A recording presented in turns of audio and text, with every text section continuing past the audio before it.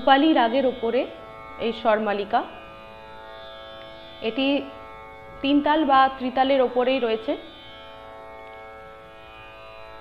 ভূপালী রাগে যে স্বরগুলি ব্যবহার হয় সা রে গা পা ধা সা, সাধা পাগা রেশা অবরোহণের ক্ষেত্রে, তো এই স্বরগুলিকে নিয়েই তালের ওপরে যে গীত রচিত হয়েছে সেটিকেই স্বরগীত বা স্বরমালিকা বলা হয়।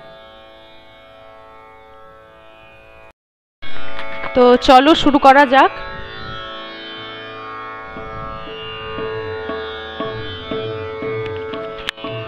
একশো 17 BPM এ এটি গাওয়া হবে।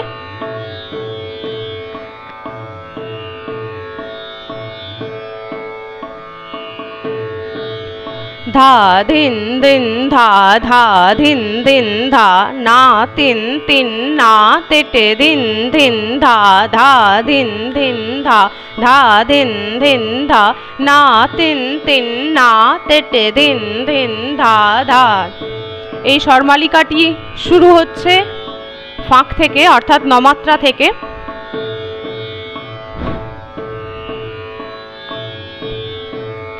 सा सा धा पा गा रे सा रे गा, এই গা এতে সোম পড়ছে।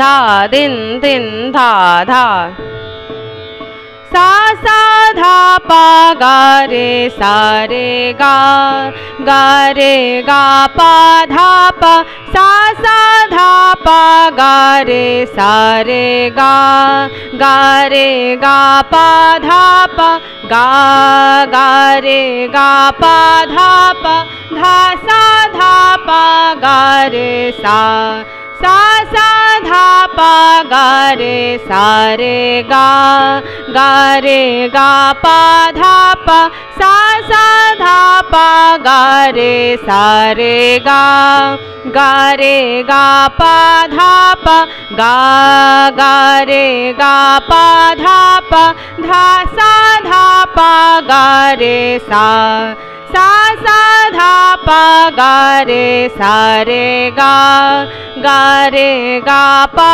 ধা পা। এটি হলো স্থায়ী। এরপর অন্তরাতে যাব। না তিন তিন না তেটে ধিন ধিন ধা ধা ধিন ধিন ধা ধা ধিন ধিন ধা না। এই না ফাঁক থেকে, আবার অন্তরাটাও ফাঁক থেকেই শুরু হচ্ছে, নমাত্রা থেকে।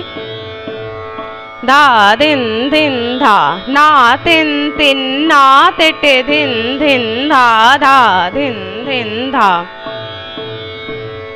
पा गा पा धा सा सा, धा सा रे गा रे रे सा, पा गा पा धा सा सा, धा सा रे गा रे रे सा, सा रे गा रे सा सा धा पा, धा सा धा पा गा रे सा, सा सा धा पा गा रे सा রে গা। আবার স্থায়ীতে ফিরে এলাম। পর স্থায়ী এবং অন্তরা দুটো একসাথে। ধিন ধিন ধা ধা ধিন ধিন ধা না তিন তিন না তেটে ধিন ধিন ধা ধা ধিন ধিন ধা।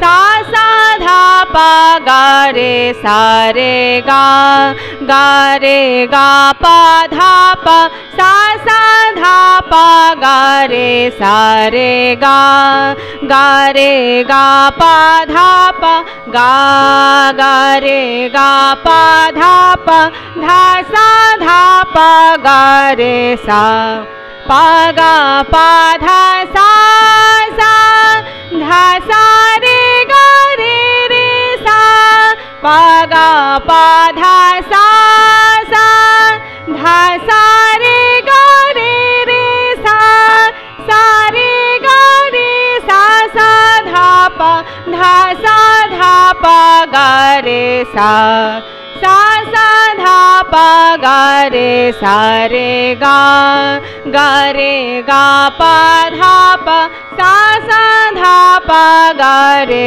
सा रे गा पा धा पा। আবার এই স্বরমালিকা বা স্বরগীতের মধ্যে যে স্বরগীতের যে নোটেশন রয়েছে সেই নোটেশনের মধ্যেও কিছু কিছু বিষয় আমাদের জেনে নেওয়া দরকার। তো চলো সেগুলো কি কি দেখে নেওয়া যাক। তো প্রথমে বলি যে এই স্বরগীতের মধ্যে যে নোটেশনটা দেখানো হয়েছে সা সা ধা পা, তো এই সায়ের মাথায় যে শূন্য চিহ্ন দেখানো হয়েছে, তারপরের বিভাগে গা রে সা রে, এখানে যে 3 বলে গায়ের মাথায় 3 বলে লেখা রয়েছে, এইগুলো সবই সেই স্বরগীতটি যে তালের ওপরে গাওয়া হচ্ছে সেই তালের তালিখালির চিহ্নগুলিকে এভাবেই দেখানো হয়ে থাকে। তো এই প্রথমে যে সা সা ধাপা লেখা রয়েছে, সায়ের মাথায় যে শূন্য চিহ্ন রয়েছে, এটিকে বলা হয় ত্রিতালের যে ফাঁক রয়েছে, অর্থাৎ নমাত্রার যে ফাঁকটা, সেই নমাত্রার ফাঁকের সাইনটা হচ্ছে ওই শূন্য চিহ্ন দিয়ে দেখানো হয়েছে। আবার তার পরের বিভাগে যে গা রে সা রের 3 বলে লেখা রয়েছে গায়ের মাথায়, তো 3 মানে হচ্ছে ত্রিতালের যে 3 নম্বর তালি, তৃতীয় তালি, অর্থাৎ 13 মাত্রায় তৃতীয় তালি পড়ে, তো সেই তৃতীয় তালিটা 3 বলে দেখানো হয়েছে। তারপরের বিভাগে চলো দেখানো হয়েছে যে গা ড্যাশ গা রে, গায়ের মাথাতে ক্রস সাইন দেখানো হয়েছে। এই ক্রস সাইন অর্থাৎ এটি সোম চিহ্ন, যে কোনো তালের যে সোম পড়ে 1 মাত্রা, সেটা হচ্ছে তালে প্রথম যে তালটা, যে কোনো তালের যে প্রথম তালি পড়ে সেটি সোম বলা হয়। তো সেই সোমকে দেখানো হয় এই ক্রস সাইন বা গুণিত চিহ্ন দিয়ে। তারপরের বিভাগে দেখানো হয়েছে গা পা ধাপা। গা পা ধাপা, গায়ের মাথায় যে 2 বলে লেখা রয়েছে, তো এই 2 কথাটির অর্থ হচ্ছে যে সেই ত্রিতালের সোমের পরের যে সেকেন্ড তালি পড়ছে পরের বিভাগে, তো সেটি হচ্ছে 2 দিয়ে দেখানো হয়েছে যে দ্বিতীয় তালি, তাই এখানে 2 বলে গায়ের মাথায় দেখানো হয়েছে।